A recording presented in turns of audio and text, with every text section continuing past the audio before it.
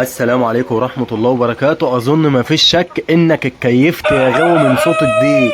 اصحى يا غاوي ومتع نظرك، أنت في مملكة الطيور يا غاوي. بسم الله ما شاء الله. اللي قدامك ده ديك ودجاجة هندي من أقوى المستويات والألوان، خصوصا اللون، وأنا بأكد تاني أهو خصوصا اللون. هعرفك إيه اللون اللي قدامك ده وإيه الصنف اللي قدامك ده، ولكن قبل ما ندخل في حلقة النهاردة وشرح اليوم عايزك تشترك في القناة وتفعل زر الجرس وتضغط لايك حلو كده يا غاوي، واعمل مشروبك المفضل ومخمخ واقعد بقى معايا علشان ايه اكيفك. ما شاء الله. اللي قدامك ده ديك ودجاجة هندي، الديك بلوزة والدجاجة بلوزة، ديول على الارض، رجلين بيضة. مش ملاحظ كده ولا ايه؟ الرجل بيضة بمنقار ابيض. الجتة بقى وده الجمال كله. الجتة اللي قدامك ده جتة دجاج ريتش ألمون. ريتش ألمون من اقوى الالوانات في مصر.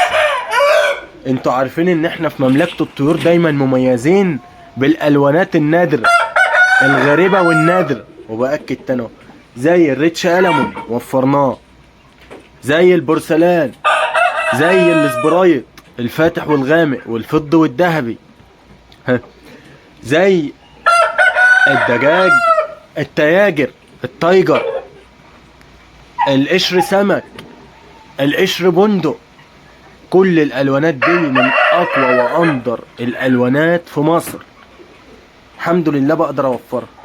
ديك وفرخه مستواهم جميل جدا جدا، منقار ابيض برجل بيضه، ديول على الارض، الواناتهم تحفه. الاتنين ريشه واحده، زي ما وفرت لكم البورسلان قبل كده الريشه واحده، برضو بقدر اوفر اطقم كده يا جماعه. انا مزاجي اوفر الحاجه اطقم، يعني الديك زي الفرخه تبقى الاصل. انا احب كده، احب الفرخ الزينه اللي شكله جميل، الفرخ المميز اللي فيه ارتفاع، صوته حلو، ريشه جميل. الفراخ يا جماعه تربيتها جميله جدا جدا، والبيع والشراء فيها حلو جدا. انصحكم بتربية الفراخ الهندي، جيب واشتغل وربي، تربيتهم حلوة وبياكلوا اي اكل من البيت. حاول تدور على سلالة نقية وحاجة عالية زي الحاجات اللي قدامك دي كده.